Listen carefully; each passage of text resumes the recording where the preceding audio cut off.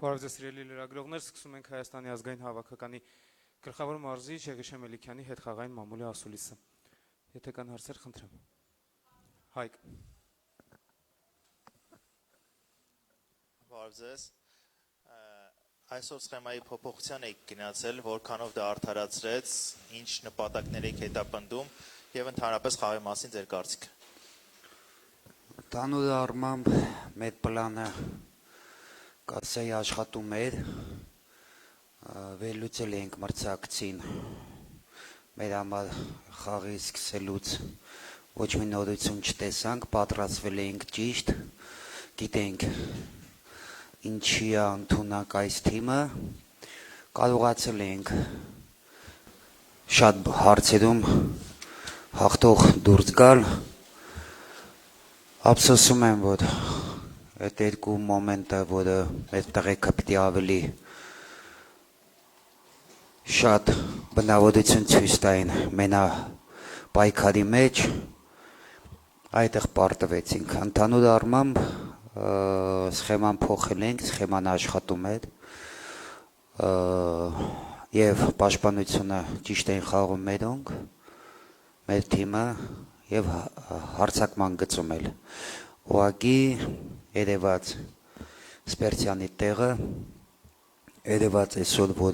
որակի հարց ունենք, դուք էլ նկատեցիք, որ 10-ից 15 հալված ու սաղ վերև, դա որակի հարց է, բայց ընդհանուր առմամբ շնորհակալ եմ այդ տղաներից, ներողություն եմ խնդրում երկրպագուներից, ձեզանից, որ չկարողացանք հաղթել, բայց ճիշտ ուղու վրա ենք, ամենակարևորը, որ այս թիմի աչքերի մեջ կրակ կա, մեծ ցանկություն կա խաղալ իրենց ազգի համար, ուղղակի համբերություն, ժամանակ աշխատել, մեծ փոփոխություններ արվել,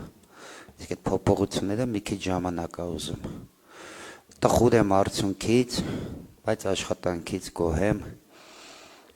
այդքան ֆուտբոլից ներկային առաջի անգամ էին խաղում, ադապտացիա լիներ մեծ ֆուտբոլ այդ տարիքում, փորձ չունենալով,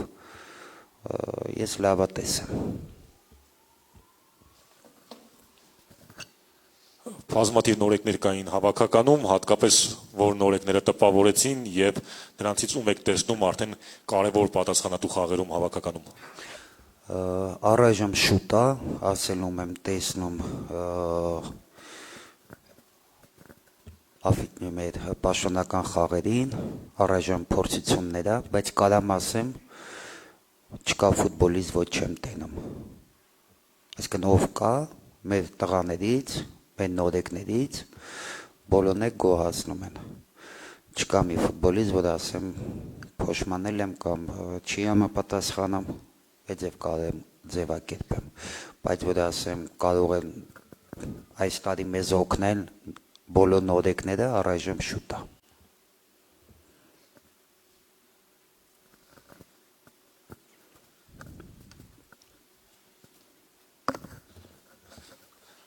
Պարոն Մելիքյան, պետք է արտամելի հարցը։ Պարոն Մելիքյան, երեք նկատեցինք, որ հյուրերի սեկտորի արգելյա պատնեշը հանվել է, այնուամենայնիվ միջոցներով կառուցել, արդյոք այդ մասին տեղյակ են պահել, թե ինչպես է առանց հյուրերի սեկտորի անվտանգությունը ապահովելու, արդյոք այդ մասին կարող եք ինչ-որ բան պատասխանել։ Ես ներողություն եմ խնդրում այդ հարցին չեմ տիրապետում ու իմ գիծը չի, դրա համար հատուկ կան ուղղություններ, մարդիկ, որոնք այդ հարցը ես չեմ ուզում պատասխանել, կներեք։ Պարոն Մելիքյան, առաջի խաղակեսում եղավ մի դրվագ, որտեղ սուր գրո էր կարծես թե մեր հավաքականը անցկացնում, բայց վինգերները ավելի հետ էին քաշված, ավելի նպատակահարմար չեք գտնում, որ կարող էին վինգերները կենտրոնական հատվածին ավելի մոտ լինել եւ հարվածներ կատարել հեռավոր անկյունը, ոչ թե մոտակա անկյունը։ Դուք խոսում եք մի էպիզոդից, Այդ մեզ էպիզոդը չեմ կարող սա խաղի ընթացքում հիշել ինչի մասին է խոսքը, բայց մեր վինգերները շատ սուր էին ու ակտիվ էին, լավ գդովում էին ու հակագդովում էին։ Կարող է մի էպիզոդում թերացել են, չեմ կարող ասել, բայց ընդհանուր առմամբ սուր էին ու վտանգավոր։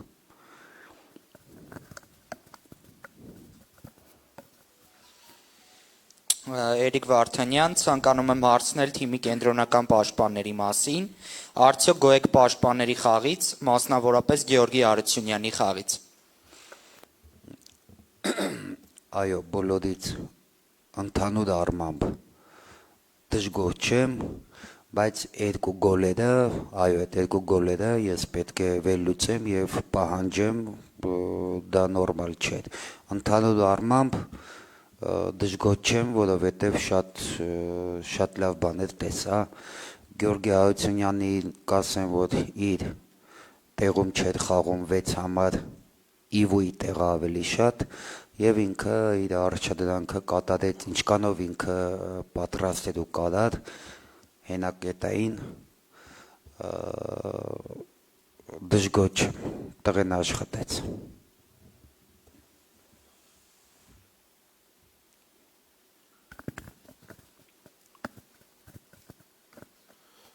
Վահագն Ամիրջանյան, պարոն Մելիքյան, դուք նշեցիք, որ կար որակի խնդիր եւ այդ որակով էլ պայմանավորված կար ռեալիզացիայի խնդիր։ Դուք ինչպես եք տեսնում ապագայում այդ խնդրի շուրջ լուծումը։ Կա արդյոք այդ լուծումը որակի հետ կապված։ Մենք կարող ենք բարելավել ֆուտբոլիստների ռեալիզացիան, թե ոչ։ Ասեմ, որ ինչ տենում եք մեր հարցակման գծում բացակայում է Սպերցյանը, մնացածը սաղ 90%-ով տեղում են եւ ինչ ունենք։ Մենք ֆուտբոլիստներ ունենք, պետքա սպասենք։ Նարեկ Հովանեսյան, Ֆինը, որոնք լավ ֆուտբոլիստներ են, բայց առայժմ իրենց ժամանակա պետք։ Սպասել եւ ապագայում կարող ենք ունենալ վերջավորություն, կարող է եւ մոտ ապագայում, բայց ելի եմ ասում, մեր այսօրվա պարտության ամենակարևոր շեշտադրումը նա է, որ այդ վերջավորությունը մեզ չհերիքեց, այն որակը, այն փորձը։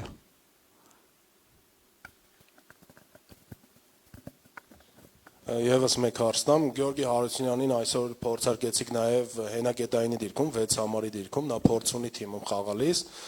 Ինչ կասեք, հետագայում այդ փորձարկումը կարող է շարունակական լինել, թե ամեն դեպքում նա ձեզ համար դիտարկվում է որպես կենտրոնական պաշտպան։ Չէ, ընդհանուր առմամբ ինքը կենտրոնական պաշտպան է, ավելի շատ աջ պաշտպան, կվերլուծենք, ավելի դետալնի կհասկանանք, բայց եթե պրոբլեմներ ունենանք այդ գծում կամ վնասվածքներ կամ եթե տենամ, ես չեմ վախենա երկրորդ անգամ իրեն փորձարկել այդ գծում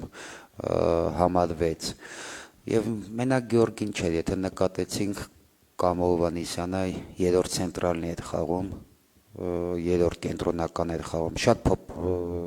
շատ փոփոխություններ, փորձարկումներ,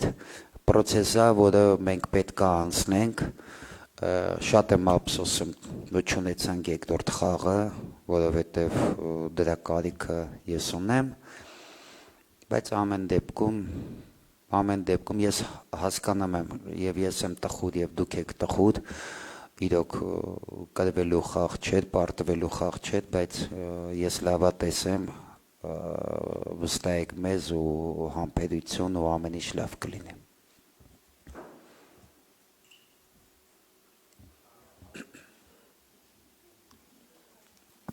Հարություն Ծատրյան, պարոն Մելիքյան, երկու հարց ունեմ, մեկը ֆուտբոլային է, մեկը ավելի անձնական, ոչ ֆուտբոլային։ Ֆուտբոլայինի հետ կապված ուզում եմ հասկանալ, երկար ժամանակ կա թիմին պատրաստելու, այս խաղը թիմը իր պատրաստվածության քանի տոկոսը մարզումներին, որ ցույց է տալիս ձեր այդ շփումներում, քանի տոկոսը ցույց տվեց, կարող եք այս պահին արդեն գնահատել։ Տոկոսային հարաբերությունով չեմ կարող ասել, բայց այս թիմը մի քիչ ժամանակ է պետք եւ ավելին է պատրաստ, հա,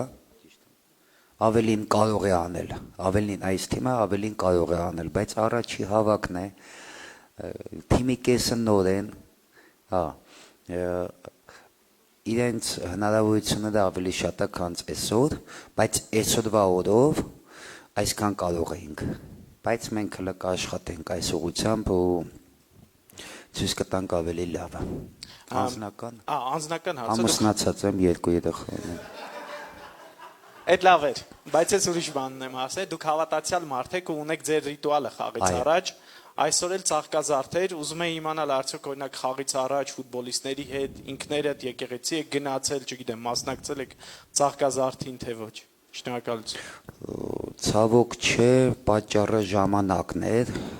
ես ավելի երևի ներսից ասեմ, մարշական ասեմ, որ խաղի օրը անում են մեկ ուստանովկան, խաղի հրահանգ, խաղի հրահանգ մեկ անգամ են անում, դա է նորմալը, մենք արել ենք 2 հատ, դա նորմալ չի, բայց ինչի մենք արեցինք, որովհետև չենք հասցնում նոր թիմը, մենք օրը 2-ից 3 հատ մենակ զալում աշխատել ենք 40-ից 1 ժամ, օրը 2-3 անգամ, դա էլ է շատ, այդ թեորետические աշխատանքները, դաշտում 2 պարապմունք, շատ ենք աշխատել ու պետք է աշխատենք, որ ձեզ ուրախացնենք։ Վարվարա Հայրապետյան, Արմեն պրես լրատվական, պարոն Մելիքյան, նախ ինչպես է Սպերցյանի վիճակը, որովհետև նրան չտեսանք, արդյոք վնասվածքը իսկապես լուրջ է։ Փառք Աստծո, էմերգենցիա է տվել, որ լուրջ չէ շատ, ուղղակի երևի մի 2 շաբաթ ժամանակ է ուզում եւ կապակինվի, դրա համար մենք իր առողջության մասին մտածելու չուզեցինք օգտագործենք այսօրվա խաղը, եթե մենք ստիպեինք կամ ուզենայինք, ինքը մեծ ցանկություն ուներ այսօր խաղալու, բայց մենք ավելի շատ մտածում ենք իրեն մասին, որովհետև նա մեր համար շատ կարևոր խաղ է եւ իր առողջությունը շատ կարևոր է մեր համար։ Եվ եւս մեկ հարց, պարոն Մելիքյան, դուք ձեր խոսքում 2 անգամ ընդգծեցիք, որ զգացնել տվեց Սպերցյանի եւ այլոց բացակայությունը, բայց Աստված մի արած է, ապագայում գուցե նորից լինի արդեն ընտրական փուլում, նման խնդիր, որ չլինի Սպերցյանը։ Արդյոք չենք մտածում իր դիրքում իր ունակությունները իհարկե չհաշվի չառնելով երկրորդ ֆուտբոլիստ ունենալու, որ նման պահերի գոնե խաղ կվերցնի իր վրա։ Պլանավորել եմ ապրիլին գնամ Աֆրիկա, ֆուտբոլիզման գամ, ունենք են ինչ ունենք, Աստված չանի այդ տղում մի բան լինի, բոլոր ֆուտբոլիստները մեր աչքի առաջ են, մենք սա ակումբ չի, որ ես կարողանամ Բրազիլիայից, Աֆրիկայից ֆուտբոլիստներ բերեմ, պրոբլեմները լուծեմ, ունենք են ինչ ունենք, սա է մեր ռեսուրսը, Աստված չանի իրեն կորցնենք, մենք Իվոյի կորուստը մեծ, շատ մեծ, տենում եք Իվոյի տեղը խաղում է Գեորգին, Սպերցյանի տեղը խաղում է Նարեկ Հովհաննիսյանը, կորուստները մեծ են, դրա համար հուսանք, որ կվերադառնա ու կօգնի մեզ։ Հասմիկ Բաբայան, Sport Media Max, պարոն Մելիքյան, դուք անընդհատ ասում եք սպասենք լավ կլինի, ուզում ենք իմանալ որքան սպասենք եւ քանի որ այսօրվա խաղը փորձարարական էր, ինչ ամեն դեպքում դրական կողմեր տեսակ չնայած պարտությանը։ Ամեն անգամ սպասեք լավ կլինի։ Ես ընդամենը 5 ամիս եմ աշխատում, թե 6 ամիս, նոր եմ եկել եւ պետք է ասեմ, որ սպասեք լավ կլինի, որովհետեւ ես ընդունել եմ թիմ, որը մեծ անկում է ապրել, ես ընդունել եմ նման թիմ, դրա համար թիմ կառուցելու համար հոգեբանական, սերնդափոխություն, այդ ամեն ինչ էլի կարևոր ուղղություններ կան թիմ ունենալու համար, որ պետք է աշխատանք տարվի համբերել ու սա նորմալ է, ես այն մարդը չեմ, որ պետք է պատճառաբանել, պատճառաբանություններ, բողոքել եւ այլն բան, բայց սա իրականություն է, Ես ու նայեք քանի հոգի խաղում էին մեր հավաքականում, որոնք առաջի անգամ են խաղում։ Ես ինչ պետք է ասեմ։ Պետք է ասեմ համբերություն ժողովուրդ ջան։ Բոլորով միասին շարժվենք առաջ, աշխատենք, որ ապագայում ունենանք թիմ։ Ես ընդունել եմ եղել են լավ ֆուտբոլիստներ, այո, բայց այդ թիմը չի եղել։ Թիմը խնդիրներ է ունեցել։ Խոշոր հաշիվներով պարտություններ է ունեցել։ Մեծ խնդիրներ դուք գիտեք դրա մասին։ Դրա համար այո, նորմալ է, որ ասում եմ համբերություն կաշխատենք, լավ կլինի։ Դրական կողմերը շատ էին ավելի նոր թիմի համար, նորեկների համար մենք այսօր մեծ խնդիրներ ստեղծեցինք մրցակցին։ Մենք շատ վտանգավոր էինք իրենց համար։ Ես շնորհավորում եմ մրցակցին, բայց այսօր ավելի շատ իրանց բախտը բերեց։ Բայց այսպիսի պարտությունները ճիշտ է հաճելի չի, բայց որպես մարզիչ ինձ պետք է վերլուծել, սխալներ գտնել եւ այլն ու շարժվել առաջ։ Շնորհակալություն։ Շնորհակալություն։